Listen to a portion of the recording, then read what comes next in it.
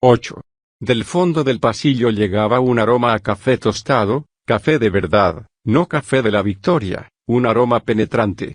Winston se detuvo involuntariamente.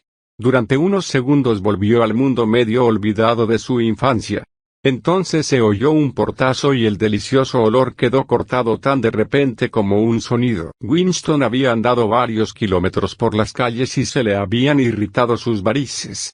Era la segunda vez en 3 semanas que no había llegado a tiempo a una reunión del centro comunal, lo cual era muy peligroso ya que el número de asistencias al centro era anotado cuidadosamente.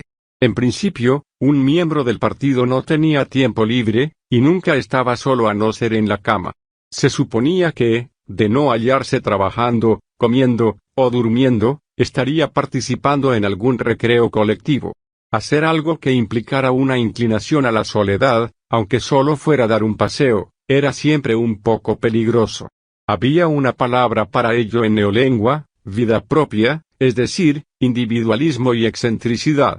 Pero esa tarde, al salir del ministerio, el aromático aire abrileño le había tentado. El cielo tenía un azul más intenso que en todo el año, y de pronto le había resultado intolerable a Winston la perspectiva del aburrimiento, de los juegos agotadores, de las conferencias, de la falsa camaradería lubricada por la ginebra. Sintió el impulso de marcharse de la parada del autobús y callejear por el laberinto de Londres, primero hacia el sur, luego hacia el este y otra vez hacia el norte, perdiéndose por calles desconocidas y sin preocuparse apenas por la dirección que tomaba. Si hay esperanza, habría escrito en el diario, está en los proles. Estas palabras le volvían como afirmación de una verdad mística y de un absurdo palpable. Penetró por los suburbios del norte y del este alrededor de lo que en tiempos había sido la estación de San Pancracio.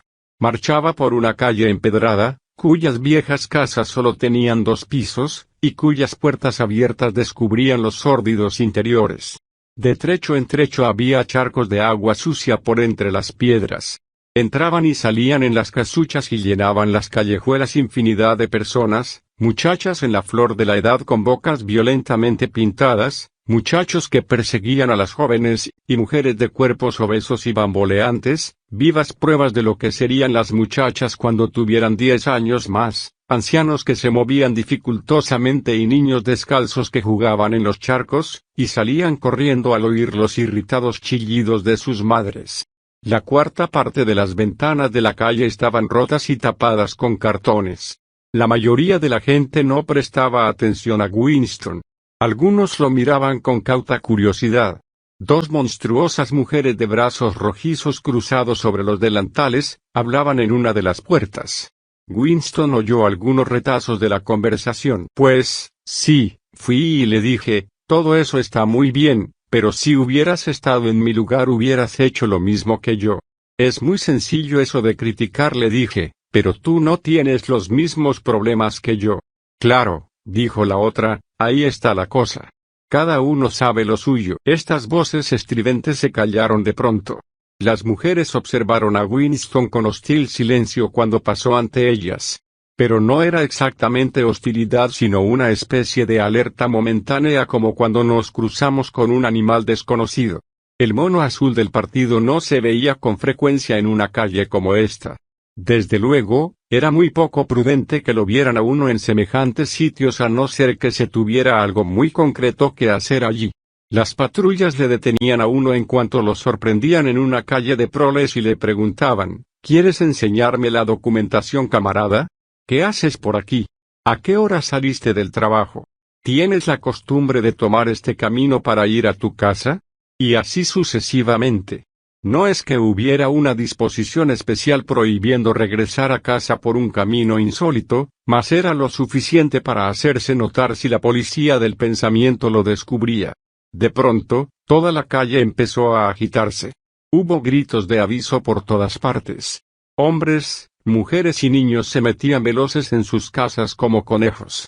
Una joven salió como una flecha por una puerta cerca de donde estaba Winston, cogió a un niño que jugaba en un charco, lo envolvió con el delantal y entró de nuevo en su casa, todo ello realizado con increíble rapidez.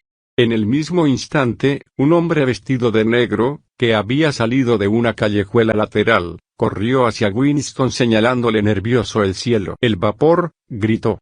«Mire, maestro. Échese pronto en el suelo». El vapor era el apodo que, no se sabía por qué, le habían puesto los proles a las bombas cohetes. Winston se tiró al suelo rápidamente. Los proles llevaban casi siempre razón cuando daban una alarma de esta clase.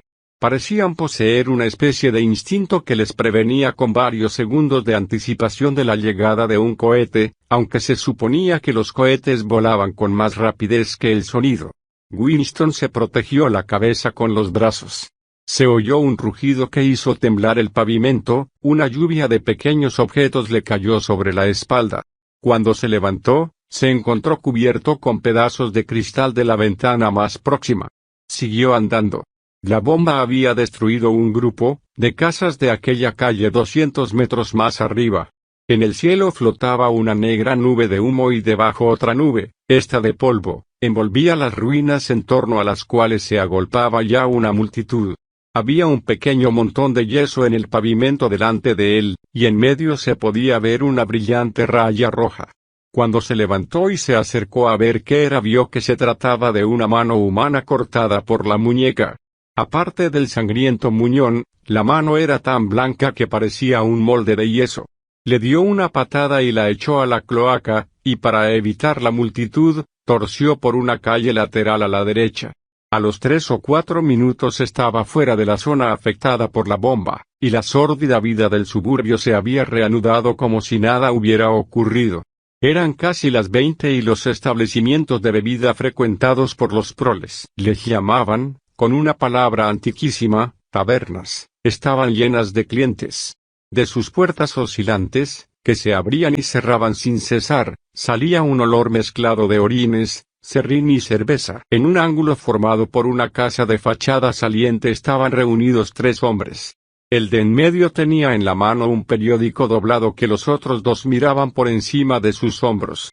Antes ya de acercarse lo suficiente para ver la expresión de sus caras, pudo deducir Winston, por la inmovilidad de sus cuerpos, que estaban absortos.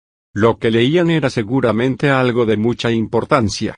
Estaba a pocos pasos de ellos cuando de pronto se deshizo el grupo, y 2 de los hombres empezaron a discutir violentamente.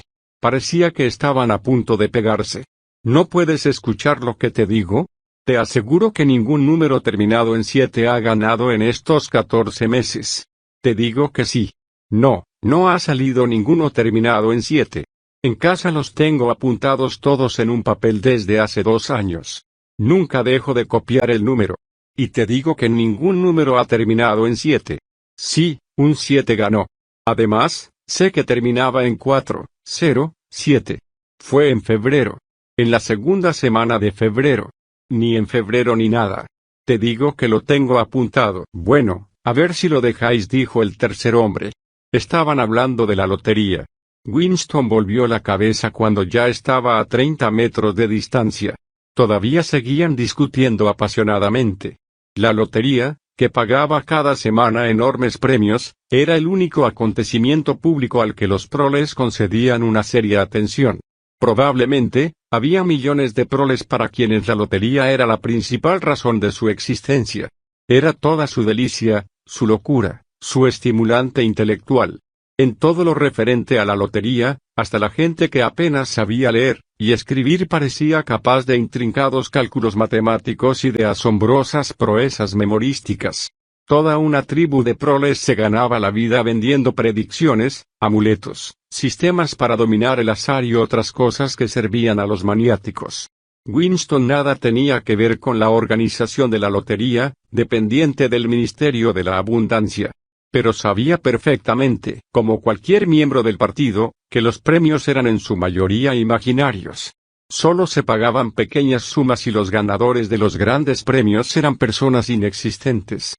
Como no había verdadera comunicación entre una y otra parte de Oceanía, esto resultaba muy fácil.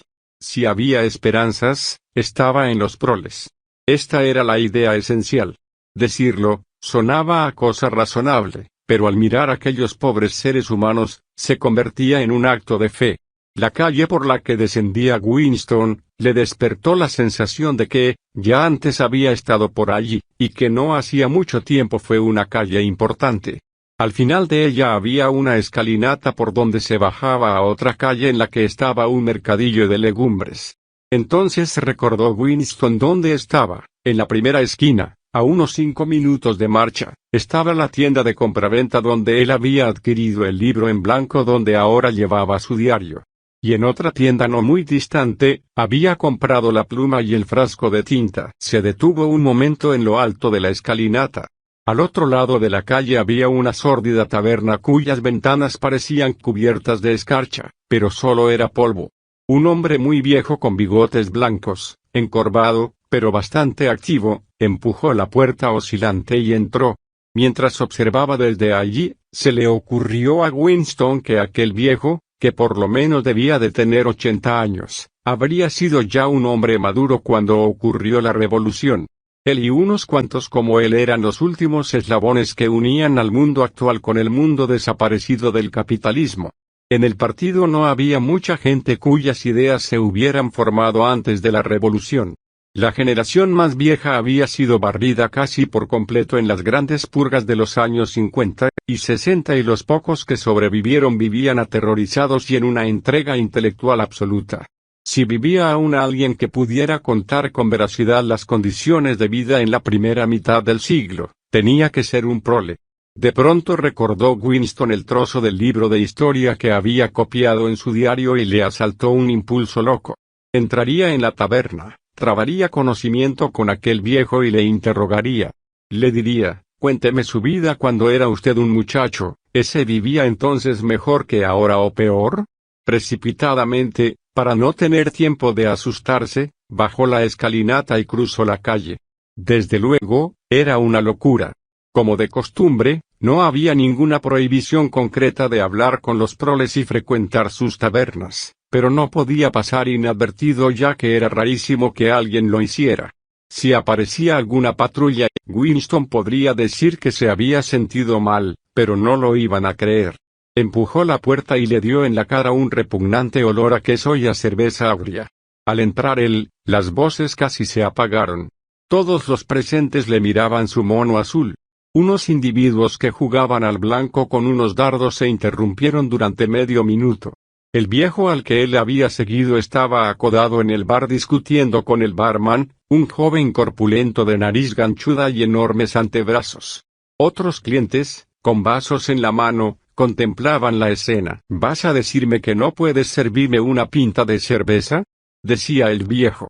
¿Y qué demonios de nombre es ese de pinta?, preguntó el tabernero inclinándose sobre el mostrador con los dedos apoyados en él. Escuchad, presume de tabernero y no sabe lo que es una pinta. A este hay que mandarle a la escuela. Nunca he oído hablar de pintas para beber. Aquí se sirve por litros, medios litros. Ahí enfrente tiene usted los vasos en ese estante para cada cantidad de líquido. Cuando yo era joven, insistió el viejo, no bebíamos por litros ni por medios litros.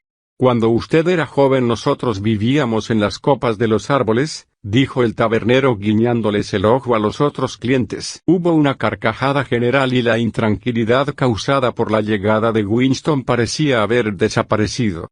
El viejo enrojeció, se volvió para marcharse, refunfuñando, y tropezó con Winston. Winston lo cogió deferentemente por el brazo. ¿Me permite invitarle a beber algo?, dijo. Usted es un caballero, dijo el otro, que parecía no haberse fijado en el mono azul de Winston. Una pinta, quiera usted o no quiera, añadió agresivo dirigiéndose al tabernero. Este llenó 2 vasos de medio litro con cerveza negra.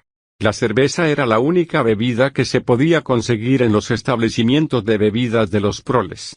Estos no estaban autorizados a beber cerveza aunque en la práctica se la proporcionaban con mucha facilidad. El tiro al blanco con dardos estaba otra vez en plena actividad, y los hombres que bebían en el mostrador discutían sobre billetes de lotería. Todos olvidaron durante unos momentos la presencia de Winston. Había una mesa debajo de una ventana donde el viejo y él podrían hablar sin miedo a ser oídos. Era terriblemente peligroso, pero no había telepantalla en la habitación. De esto se había asegurado Winston en cuanto entró. Debe usted de haber visto grandes cambios desde que era usted un muchacho, empezó a explorar Winston. La pálida mirada azul del viejo recorrió el local como si fuera allí donde los cambios habían ocurrido. La cerveza era mejor, dijo por último, y más barata. Cuando yo era un jovencito, la cerveza costaba 4 peniques los 3/4. Eso era antes de la guerra, naturalmente. ¿Qué guerra era esa?, preguntó Winston. Siempre hay alguna guerra, dijo el anciano con vaguedad. Levantó el vaso y brindó, a su salud, caballero. En su delgada garganta la nuez puntiaguda hizo un movimiento de sorprendente rapidez arriba y abajo y la cerveza desapareció. Winston se acercó al mostrador y volvió con otros 2 medios litros. Usted es mucho mayor que yo, dijo Winston. Cuando yo nací sería usted ya un hombre hecho y derecho. Usted puede recordar lo que pasaba en los tiempos anteriores a la revolución, en cambio, la gente de mi edad no sabe nada de esa época. Solo podemos leerlo en los libros, y lo que dicen los libros puede no ser verdad. Me gustaría saber su opinión sobre esto.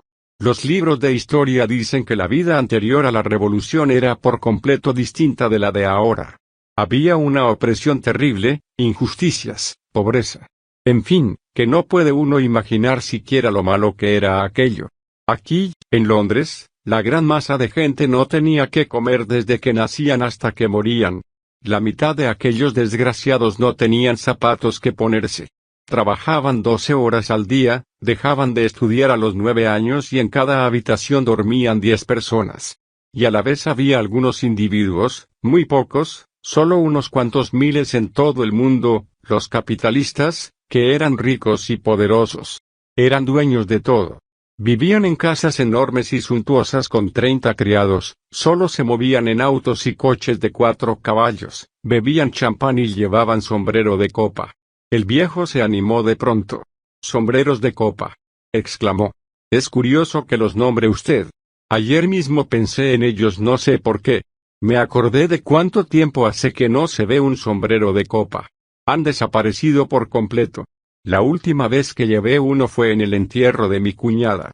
Y aquello fue, pues por lo menos hace 50 años, aunque la fecha exacta no puedo saberla. Claro, ya comprenderá usted que lo alquilé para aquella ocasión. Lo de los sombreros de copa no tiene gran importancia, dijo Winston con paciencia. Pero estos capitalistas, ellos, unos cuantos abogados y sacerdotes y los demás auxiliares que vivían de ellos, eran los dueños de la tierra. Todo lo que existía era para ellos. Ustedes, la gente corriente, los trabajadores, eran sus esclavos. Los capitalistas podían hacer con ustedes lo que quisieran. Por ejemplo, mandarlos al Canadá como ganado. Si se les antojaba, se podían acostar con las hijas de ustedes. Y cuando se enfadaban, los azotaban a ustedes con un látigo llamado el gato de 9 colas. Si se encontraban ustedes a un capitalista por la calle, tenían que quitarse la gorra. Cada capitalista salía acompañado por una pandilla de lacayos lacayos. Ahí tiene usted una palabra que no he oído desde hace muchísimos años. Lacayos. Eso me recuerda a muchas cosas pasadas. Hará medio siglo aproximadamente, solía pasear yo a veces por Hyde Park los domingos por la tarde para escuchar a unos tipos que pronunciaban discursos, Ejército de Salvación, católicos, judíos, indios. En fin, allí había de todo. Y uno de ellos, no puedo recordar el nombre, pero era un orador de primera, no hacía más que gritar. Lacayos, lacayos de la burguesía. Esclavos de las clases dirigentes. Y también le gustaba mucho llamarlos parásitos y a los otros les llamaba hienas. Sí, una palabra algo así como hiena. Claro que se refería al Partido Laborista, ya se hará usted cargo. Winston tenía la sensación de que cada uno de ellos estaba hablando por su cuenta. Debía orientar un poco la conversación. Lo que yo quiero saber es si le parece a usted que hoy día tenemos más libertad que en la época de usted. ¿Le tratan a usted más como un ser humano? En el pasado, los ricos, los que estaban en lo alto. La Cámara de los Lores, evocó el viejo. Bueno, la Cámara de los Lores. Le pregunto a usted si esa gente le trataba como a un inferior por el simple hecho de que ellos eran ricos y usted pobre.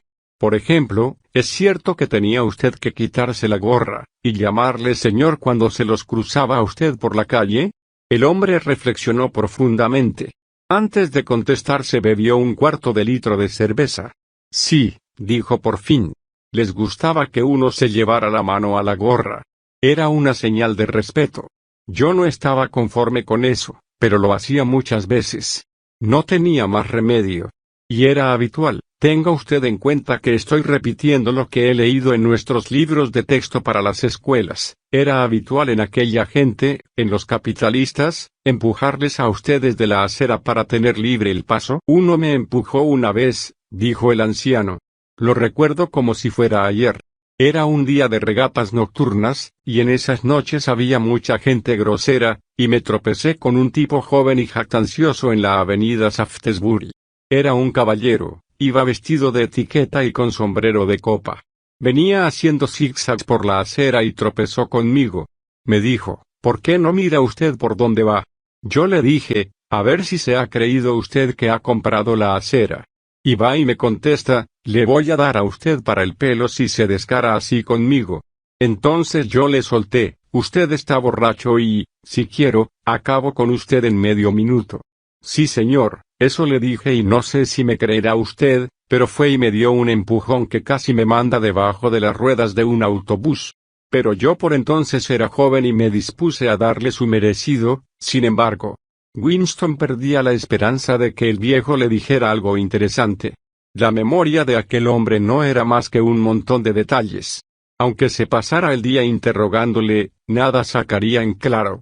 Según sus declaraciones, los libros de historia publicados por el partido podían seguir siendo verdad. Después de todo, podían ser incluso completamente verídicos.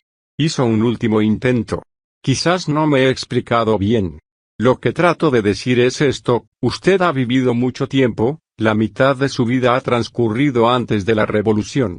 En 1925, por ejemplo, era usted ya un hombre. ¿Podría usted decir, por lo que recuerda de entonces, que la vida era en 1925 mejor que ahora o peor? Si tuviera usted que escoger, ¿preferiría usted vivir entonces o ahora? El anciano contempló meditabundo a los que tiraban al blanco. Terminó su cerveza con más lentitud que la vez anterior, y por último habló con un tono filosófico y tolerante como si la cerveza lo hubiera dulcificado. Ya sé lo que espera usted que le diga. Usted querría que le dijera que prefiero volver a ser joven. Muchos lo dicen porque en la juventud se tiene salud y fuerza. En cambio, a mis años nunca se está bien del todo. Tengo muchos achaques. He de levantarme 6 y 7 veces por la noche cuando me da el dolor. Por otra parte, esto de ser viejo tiene muchas ventajas. Por ejemplo, las mujeres no le preocupan a uno y eso es una gran ventaja. Yo hace 30 años que no he estado con una mujer, no sé si me creerá usted. Pero lo más grande es que no he tenido ganas. Winston se apoyó en el alféizar de la ventana. Era inútil proseguir. Iba a pedir más cerveza cuando el viejo se levantó de pronto, y se dirigió renqueando hacia el urinario apestoso que estaba al fondo del local. Winston siguió unos minutos sentado contemplando su vaso vacío y, casi sin darse cuenta, se encontró otra vez en la calle. Dentro de 20 años, a lo más pensó, la inmensa y sencilla pregunta, ¿era la vida antes de la revolución mejor que ahora? Dejaría de tener sentido por completo. Pero ya ahora era imposible contestarla, puesto que los escasos supervivientes del mundo antiguo eran incapaces de comparar una época con otra. Recordaban 1.000.000 de cosas insignificantes, una pelea con un compañero de trabajo, la búsqueda de una bomba de bicicleta que habían perdido, la expresión habitual de una hermana fallecida hacía muchos años, los torbellinos de polvo que se formaron en una mañana tormentosa hace 70 años. Pero todos los hechos trascendentales quedaban fuera del radio de su atención. Eran como las hormigas, que pueden ver los objetos pequeños, pero no los grandes. Y cuando la memoria fallaba y los testimonios escritos eran falsificados, las pretensiones del partido de haber mejorado las condiciones de la vida humana tenían que ser aceptadas necesariamente porque no existía ni volvería nunca a existir un nivel de vida con el cual pudieran ser comparadas. En aquel momento el fluir de sus pensamientos se interrumpió de repente. Se detuvo y levantó la vista. Se hallaba en una calle estrecha con unas cuantas tiendecitas oscuras salpicadas entre casas de vecinos. Exactamente encima de su cabeza pendían unas bolas de metal descoloridas que habían sido doradas. Conocía este sitio. Era la tienda donde había comprado el diario. Sintió miedo. Ya había sido bastante arriesgado comprar el libro, y se había jurado a sí mismo no aparecer nunca más por allí. Sin embargo, en cuanto permitió a sus pensamientos que corrieran en libertad, le habían traído sus pies a aquel mismo sitio. Precisamente, había iniciado su diario para librarse de impulsos suicidas como aquel. Al mismo tiempo, notó que aunque eran las 21 seguía abierta la tienda. Creyendo que sería más prudente estar oculto dentro de la tienda que a la vista de todos en medio de la calle, entró. Si le preguntaban podía decir que andaba buscando hojas de afeitar. El dueño acababa de encender una lámpara de aceite que echaba un olor molesto, pero tranquilizador. Era un hombre de unos 60 años, de aspecto frágil, y un poco encorvado, con una nariz larga y simpática, y ojos de suave mirar a pesar de las gafas de gruesos cristales. Su cabello era casi blanco, pero las cejas, muy pobladas, se conservaban negras. Sus gafas, sus movimientos acompasados y el hecho de que llevaba una vieja chaqueta de terciopelo negro le daban un cierto aire intelectual como si hubiera sido un hombre de letras o quizás un músico. De voz suave, algo apagada, tenía un acento menos marcado que la mayoría de los proles. «Le reconocí a usted cuando estaba ahí fuera parado», dijo inmediatamente. «Usted es el caballero que me compró aquel álbum para regalárselo, seguramente, a alguna señorita. Era de muy buen papel. Papel crema solían llamarle. Por lo menos hace 50 años que no se ha vuelto a fabricar un papel como ese», miró a Winston por encima de sus gafas. «¿Puedo servirle en algo especial? ¿O solo quería usted echar un vistazo?» «Pasaba por aquí», dijo Winston vagamente. «He entrado a mirar estas cosas. No deseo nada concreto. Me alegro», elijo el otro, «porque no creo que pudiera haberle servido». Hizo un gesto de disculpa con su fina mano derecha. «Ya ve usted, la tienda está casi vacía. Entre nosotros, le diré que el negocio de antigüedades está casi agotado. Ni hay clientes ni disponemos de género. Los muebles, los objetos de porcelana y de cristal. Todo eso ha ido desapareciendo poco a poco, y los hierros artísticos y demás metales han sido fundidos casi en su totalidad. No he vuelto a ver un candelabro de bronce desde hace muchos años». En efecto, el interior de la pequeña tienda estaba atestado de objetos, pero casi ninguno de ellos tenía el más pequeño valor. Había muchos cuadros que cubrían por completo las paredes. En el escaparate se exhibían portaplumas rotos, cinceles mellados, relojes mohosos que no pretendían funcionar y otras baratijas. Solo en una mesita de un rincón había algunas cosas de interés, cajitas de rapé, broches de ágata, etc. Al acercarse Winston a esta mesa le sorprendió un objeto redondo y brillante que cogió para examinarlo. Era un trozo de cristal en forma de hemisferio. Tenía una suavidad muy especial, tanto por su color como por la calidad del cristal. En su centro, aumentado por la superficie curvada, se veía un objeto extraño que recordaba a una rosa o una anémona. «¿Qué es esto?», dijo Winston, fascinado. «Eso es coral», dijo el hombre. «Creo que procede del Océano Índico. Solían engarzarlo dentro de una cubierta de cristal. Por lo menos hace un siglo que lo hicieron. Seguramente más, a juzgar por su aspecto. Es de una gran belleza», dijo Winston. «De una gran belleza, sí, señor», repitió el otro con tono de entendido. «Pero hoy día no hay muchas personas que lo sepan reconocer», carraspeó. «Si usted quisiera comprarlo, le costaría $4. Recuerdo el tiempo en que una cosa como esta costaba 8 libras, y 8 libras representaban. En fin, no sé exactamente cuánto, desde luego, muchísimo dinero. Pero, ¿quién se preocupa hoy por las antigüedades auténticas, por las pocas que han quedado?» Winston pagó inmediatamente los $4, y se guardó el codiciado objeto en el bolsillo. Lo que le atraía de él no era tanto su belleza como el aire que tenía de pertenecer a una época completamente distinta de la actual. Aquel cristal no se parecía a ninguno de los que él había visto. Era de una suavidad extraordinaria, con reflejos acuosos. Era el coral doblemente atractivo por su aparente inutilidad, aunque Winston pensó que en tiempos lo habían utilizado como pisapapeles. Pesaba mucho, pero afortunadamente, no le abultaba demasiado en el bolsillo. Para un miembro del partido era comprometedor llevar una cosa como aquella. Todo lo antiguo, y mucho más lo que tuviera alguna belleza, resultaba vagamente sospechoso. El dueño de la tienda pareció alegrarse mucho de cobrar los $4. Winston comprendió que se habría contentado con 3 e incluso con 2. Arriba tengo otra habitación que quizás le interesará a usted ver, le propuso. No hay gran cosa en ella, pero tengo 2 o 3 piezas. Llevaremos una luz. Encendió otra lámpara y agachándose subió lentamente por la empinada escalera, de peldaños medio rotos. Luego entraron por un pasillo estrecho siguiendo hasta una habitación que no daba a la calle, sino a un patio y a un bosque de chimeneas. Winston notó que los muebles estaban dispuestos como si fuera a vivir alguien en el cuarto. Había una alfombra en el suelo, un cuadro o 2 en las paredes, y un sillón junto a la chimenea. Un antiguo reloj de cristal, en cuya esfera figuraban las 12 horas, estilo antiguo, emitía su tic-tac desde la repisa de la chimenea.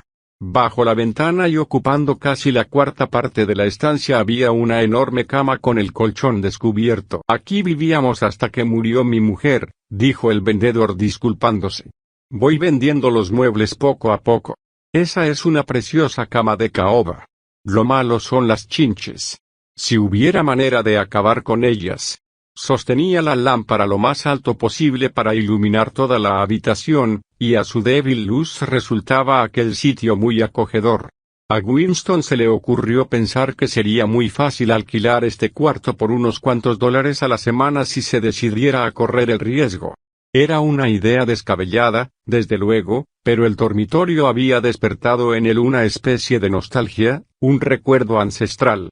Le parecía saber exactamente lo que se experimentaba al reposar en una habitación como aquella, hundido en un butacón junto al fuego de la chimenea mientras se calentaba la tetera en las brasas. Allí solo, completamente seguro, sin nadie más que le vigilara a uno, sin voces que le persiguieran ni más sonido que el murmullo de la tetera y el amable tic-tac del reloj. No hay telepantalla, se le escapó en voz baja. Ah, dijo el hombre. Nunca he tenido esas cosas. Son demasiado caras. Además no veo la necesidad.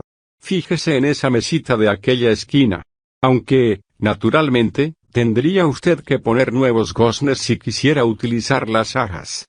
En otro rincón había una pequeña librería. Winston se apresuró a examinarla. No había ningún libro interesante en ella. La caza y destrucción de libros se había realizado de un modo tan completo en los barrios proles como en las casas del partido y en todas partes. Era casi imposible que existiera en toda Oceanía un ejemplar de un libro impreso antes de 1960. El vendedor, sin dejar la lámpara, se había detenido ante un cuadrito enmarcado en palo rosa, colgado al otro lado de la chimenea, frente a la cama. Si le interesan a usted los grabados antiguos, propuso delicadamente. Winston se acercó para examinar el cuadro. Era un grabado en acero de un edificio ovalado con ventanas rectangulares y una pequeña torre en la fachada. En torno al edificio corría una verja y al fondo se veía una estatua.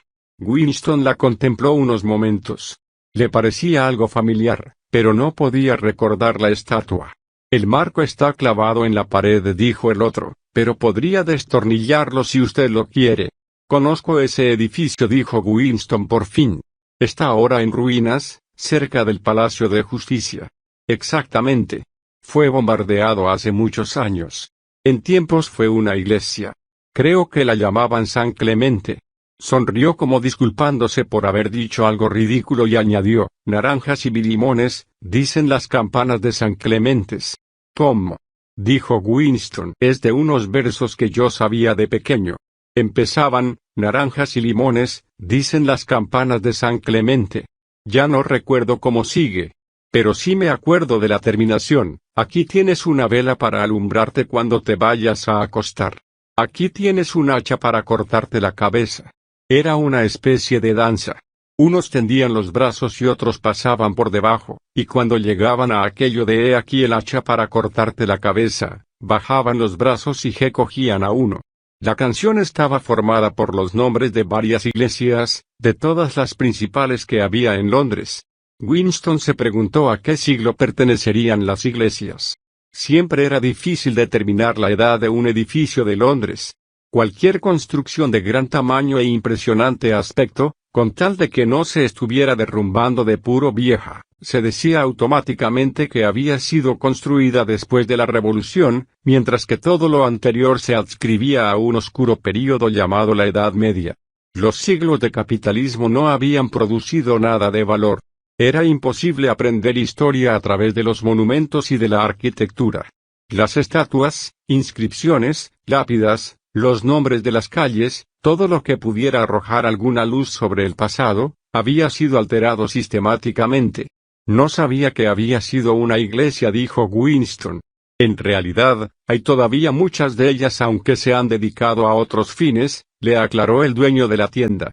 Ahora recuerdo otro verso. Naranjas y limones, dicen las campanas de San Clemente, me debes 3 peniques, dicen las campanas de San Martín. No puedo recordar más versos. ¿Dónde estaba San Martín?, dijo Winston. ¿San Martín? ¿Está todavía en pie? Sí, en la Plaza de la Victoria, junto al Museo de Pinturas. Es una especie de porche triangular con columnas y grandes escalinatas. Winston conocía bien aquel lugar. El edificio se usaba para propaganda de varias clases, exposiciones de maquetas de bombas cohete y de fortalezas volantes, grupos de figuras de cera que ilustraban las atrocidades del enemigo y cosas por el estilo. San Martín de los Campos, como le llamaban, aclaró el otro, aunque no recuerdo que hubiera campos por esa parte. Winston no compró el cuadro. Hubiera sido una posesión aún más incongruente que el pisapapeles de cristal e imposible de llevar a casa a no ser que le hubiera quitado el marco. Pero se quedó unos minutos más hablando con el dueño, cuyo nombre no era Weeks, como él había supuesto por el rótulo de la tienda, sino Charrington. El señor Charrington era viudo, tenía 63 años y había habitado en la tienda desde hacía 30. En todo este tiempo había pensado cambiar el nombre que figuraba en el rótulo, pero nunca había llegado a convencerse de la necesidad de hacerlo. Durante toda su conversación, la canción medio recordada le zumbaba a Winston en la cabeza. Naranjas y limones, dicen las campanas de San Clemente, me debes 3 peniques, dicen las campanas de San Martín. Era curioso que al repetirse esos versos tuviera la sensación de estar oyendo campanas, las campanas de un Londres desaparecido o que existía en alguna parte. Winston, sin embargo, no recordaba haber oído campanas en su vida. Salió de la tienda del señor Charrington. Se había adelantado a él desde el piso de arriba. No quería que lo acompañase hasta la puerta para que no se diera cuenta de que reconocía la calle por si había alguien. En efecto, había decidido volver a visitar la tienda cuando pasara un tiempo prudencial, por ejemplo, un mes. Después de todo, esto no era más peligroso que faltar una tarde al centro. Lo más arriesgado había sido volver después de comprar el diario sin saber si el dueño de la tienda era de fiar. Sin embargo, sí, pensó otra vez, volvería.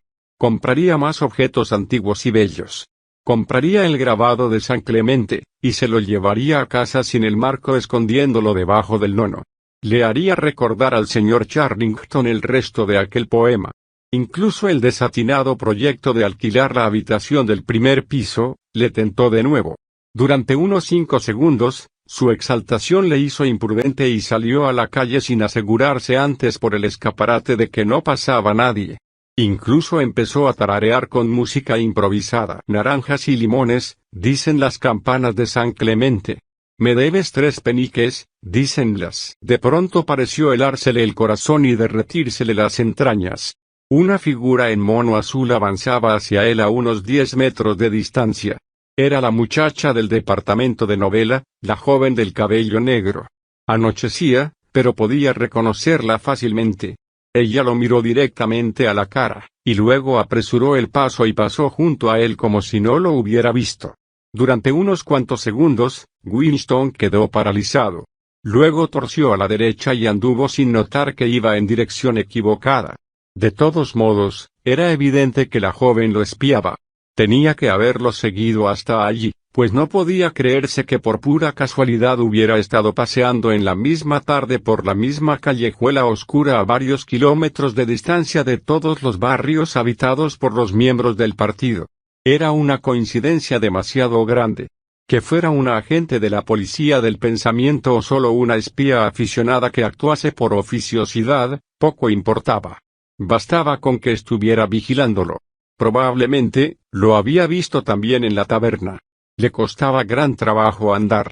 El pisapapeles de cristal que llevaba en el bolsillo le golpeaba el muslo a cada paso y estuvo tentado de arrojarlo muy lejos. Lo peor era que le dolía el vientre. Por unos instantes tuvo la seguridad de que se moriría si no encontraba enseguida un retrete público, pero en un barrio como aquel no había tales comodidades. Afortunadamente, se le pasaron esas angustias quedándole solo un sordo dolor. La calle no tenía salida. Winston se detuvo, preguntándose qué haría. Mas hizo lo único que le era posible, volver a recorrerla hasta la salida. Solo hacía 3 minutos que la joven se había cruzado con él, y si corría, podría alcanzarla. Podría seguirla hasta algún sitio solitario, y romperle allí el cráneo con una piedra. Le bastaría con el pisapapeles. Pero abandonó enseguida esta idea, ya que le era intolerable realizar un esfuerzo físico. No podía correr ni dar el golpe. Además, la muchacha era joven y vigorosa y se defendería bien. Se le ocurrió también acudir al centro comunal, y estarse allí hasta que cerraran para tener una coartada de su empleo del tiempo durante la tarde. Pero aparte de que sería solo una coartada parcial, el proyecto era imposible de realizar. Le invadió una mortal laxitud. Solo quería llegar a casa pronto y descansar. Eran más de las 22 cuando regresó al piso. Apagarían las luces a las 23:30. Entró en su cocina y se tragó casi una taza de ginebra de la Victoria. Luego se dirigió a la mesita, sentóse y sacó el diario del cajón. Pero no lo abrió enseguida.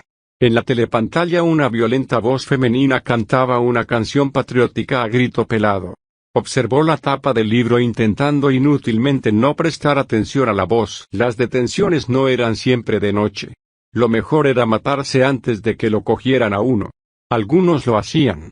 Muchas de las llamadas desapariciones no eran más que suicidios. Pero hacía falta un valor desesperado para matarse en un mundo donde las armas de fuego, y cualquier veneno rápido y seguro eran imposibles de encontrar. Pensó con asombro en la inutilidad biológica del dolor y del miedo, en la traición del cuerpo humano, que siempre se inmoviliza en el momento exacto en que es necesario realizar algún esfuerzo especial. Podía haber eliminado a la muchacha morena solo con haber actuado rápida y eficazmente, pero precisamente por lo extremo del peligro en que se hallaba había perdido la facultad de actuar. Le sorprendió que en los momentos de crisis no estemos luchando nunca contra un enemigo externo, sino siempre contra nuestro propio cuerpo. Incluso ahora, a pesar de la ginebra, la sorda molestia de su vientre le impedía pensar ordenadamente. Y lo mismo ocurre en todas las situaciones aparentemente heroicas o trágicas. En el campo de batalla, en la cámara de las torturas, en un barco que naufraga, se olvida siempre por qué se debate uno ya que el cuerpo acaba llenando el universo, e incluso cuando no estamos paralizados por el miedo o chillando de dolor, la vida es una lucha de cada momento contra el hambre, el frío o el insomnio, contra un estómago dolorido o un dolor de muelas. Abrió el diario. Era importante escribir algo. La mujer de la telepantalla había empezado una nueva canción. Su voz se le clavaba a Winston en el cerebro como pedacitos de vidrio. Procuró pensar en O'Brien, a quien dirigía su diario, pero en vez de ello, empezó a pensar en las cosas que le sucederían cuando lo detuviera la policía del pensamiento. No importaba que lo matasen a uno enseguida. Esa muerte era la esperada.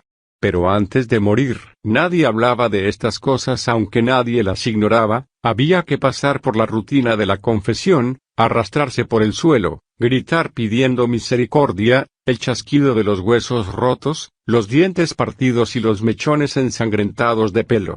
¿Para qué sufrir todo esto si el fin era el mismo? ¿Por qué no ahorrarse todo esto? Nadie escapaba a la vigilancia ni dejaba de confesar. El culpable de crimen tal estaba completamente seguro de que lo matarían antes o después. ¿Para qué? Pues, todo ese horror que nada alteraba. Por fin, consiguió evocar la imagen de O'Brien. Nos encontraremos en el sitio donde no hay oscuridad, le había dicho O'Brien en el sueño. Winston sabía lo que esto significaba, o se figuraba saberlo. El lugar donde no hay oscuridad era el futuro imaginado, que nunca se vería, pero, por adivinación, podría uno participar en él místicamente. Con la voz de la telepantalla zumbándole en los oídos no podía pensar con hilación. Se puso un cigarrillo en la boca. La mitad del tabaco se le cayó en la lengua, un polvillo amargo que luego no se podía escupir. El rostro del gran hermano flotaba en su mente desplazando al de O'Brien. Lo mismo que había hecho unos días antes, se sacó una moneda del bolsillo y la contempló. El rostro le miraba pesado, tranquilo, protector. Pero, ¿qué clase de sonrisa se escondía bajo el oscuro bigote? Las palabras de las consignas martilleaban el cerebro de Winston. La guerra es la paz. La libertad es la esclavitud. La ignorancia es la fuerza.